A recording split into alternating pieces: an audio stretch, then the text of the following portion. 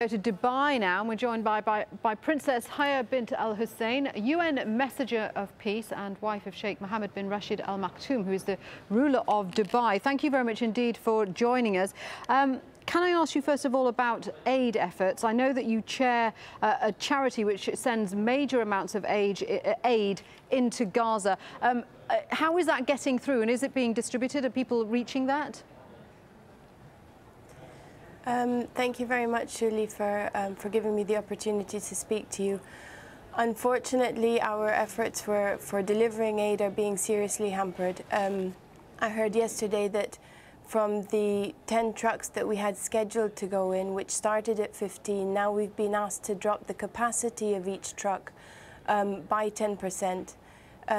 Things like this, when the food is ready to go in, sitting on the border, really do cause major frustrations for charities like Tqiyat Ali. Do you know why the capacity was ordered to be dropped? Did the Israeli army say why? No, I don't know why, and I can't understand why we have red tape in humanitarian efforts. The very fact right now that the call for an immediate ceasefire is seen as a political issue, it's not. It's a humanitarian issue now.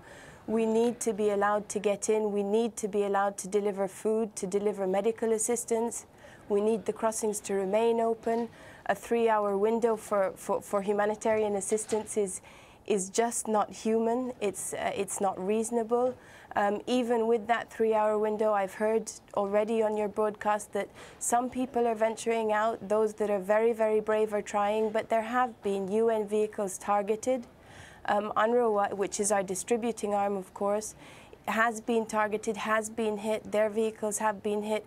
We need to work with credible partners. We've chosen UNRWA, and we rely on them to get our food assistance to the people who need it. And we're talking about 300,000 people who are facing a certain death. If it's not through bullets and through their own wounds, it's through starvation. 300,000 people. I can hear the frustration in your voice, and clearly the kind of pictures that we have coming out of Gaza is causing a lot of anger amongst Arab populations elsewhere. You've spoken about Arab anger on the streets and said that it could spiral out of control because of this. What do you mean by that? Well, I mean on a very, very small level. Personally, you've said you heard the frustration in my voice. The images don't stop for us. We can't. This is not something that we can turn off. We understand that the international media have other stories to cover. The very fear that this story is now going to die down because, if you will, there will become an a sense of being immune to the news. The fact that this is a conflict that keeps going, and that the volume will be turned down. But we can't afford that. We need really to have an immediate ceasefire. We need the war to stop.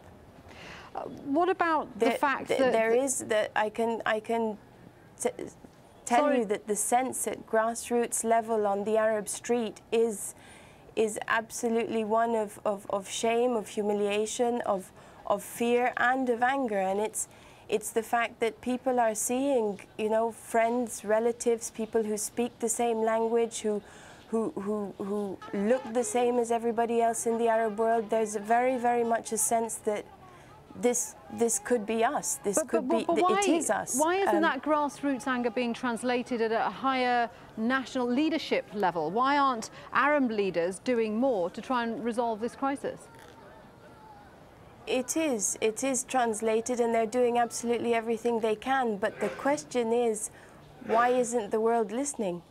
I mean, there are there's a lot of instances that I've personally seen where many Arab leaders, and I do have the privilege of being in touch with them and understanding the efforts that they're trying to make. Their voices are not being transferred. They're not being heard, and it seems like they're deliberately not being listened to. But again, it's not a political message that we're giving. It's a humanitarian message. The OCHA, the UN humanitarian coordinator, is calling for an immediate ceasefire, for people to be able to function, for aid to be able to get in, for us to be able to save lives. It's that simple.